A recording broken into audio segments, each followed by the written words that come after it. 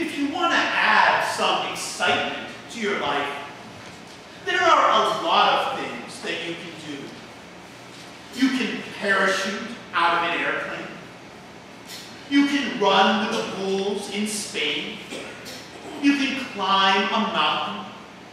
You can shoot the rapids in a raft down some raging river. If you want to add some thrills and excitement to your life, there's a lot of things that you can do. But have you ever considered extreme ironing? Extreme ironing basically means you take a battery-powered iron, an ironing board, and a shirt to some remote or unusual location and iron. Extreme ironing apparently was invented in 1997 by a man in England who came home from work one day and was tired and knew he needed to iron his shirts, but what he really wanted to do was to go rock climbing. And so he decided to combine the two activities. Today, extreme ironing is a worldwide phenomenon, with people ironing shirts on the top of mountains, underwater in the ocean, in caves, and hanging from bridges. So if you're looking for a new way to add some thrills and excitement to your life, extreme ironing may be for you. Today in our reading from the Old Testament, from the book of Joshua, the Israelites were experiencing some thrills and excitement. The scene was that the people were at the end of their 40-year journey.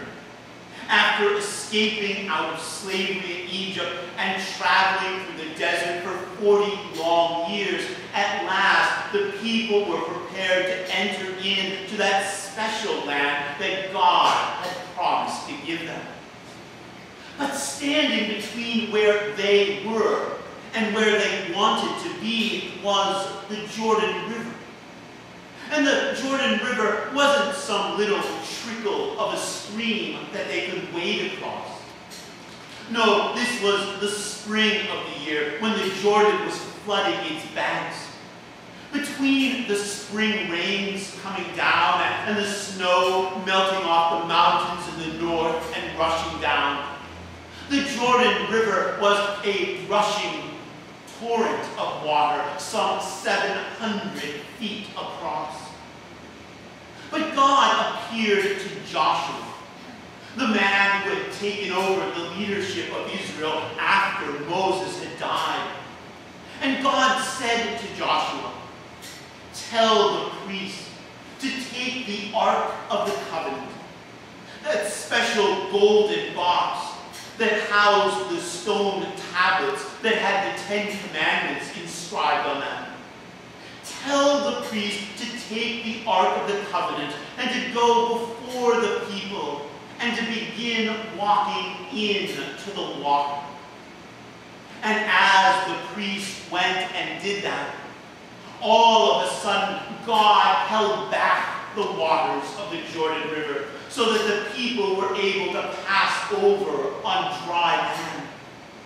Much in the same way as how 40 years earlier, God had parted the waters of the Red Sea so that the Israelites could pass over on dry land to get away from the Egyptian Pharaoh and his chariots. There at the Jordan River, the Israelites experienced firsthand the thrills and excitement from seeing God's power at work. There at the Jordan River, the Israelites experienced firsthand the thrills and excitement of being blessed by God. But with that blessing came a burden. Because when God parted the waters of the Jordan River and made it possible for the people to pass over into that land where God wanted them to be, right away there was a challenge, a burden placed in front of them, because there in that land were a whole host of different tribes who already inhabited that land. All the different ites that were listed in a passage.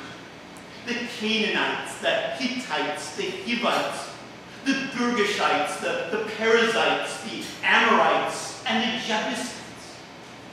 And so, by receiving that blessing, God was making it possible for the people to move forward in the direction that God wanted them to go.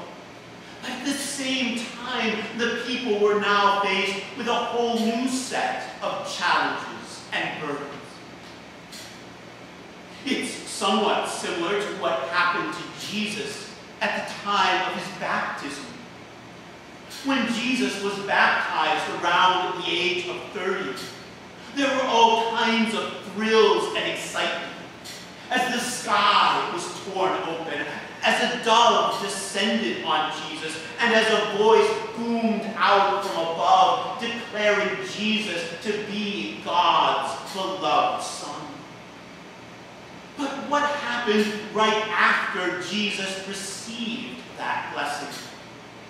Right away, Jesus had a burden placed upon him as God's Holy Spirit led Jesus out into the wilderness to be tested and tempted by the devil for 40 days.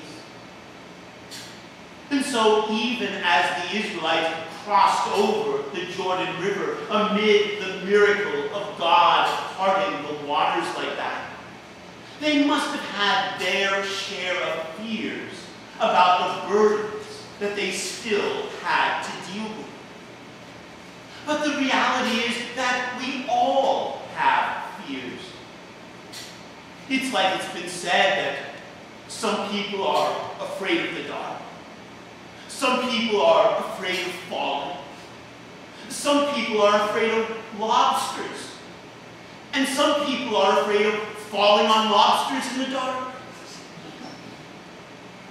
But as we read the Bible, what command does God give more than any other command? It's not, don't steal. It's not, don't kill. No, the command that God gives more often than any other command is this: don't be afraid. And God gives us that command to remind us that no matter what burden we might face in our lives, in some way, God will see us through. A few years ago, I was at a conference where one of the speakers was a Korean man who had lived in Korea during the 1940s, at the time when the Japanese had invaded and conquered their country. As the Japanese did that, they tried to intimidate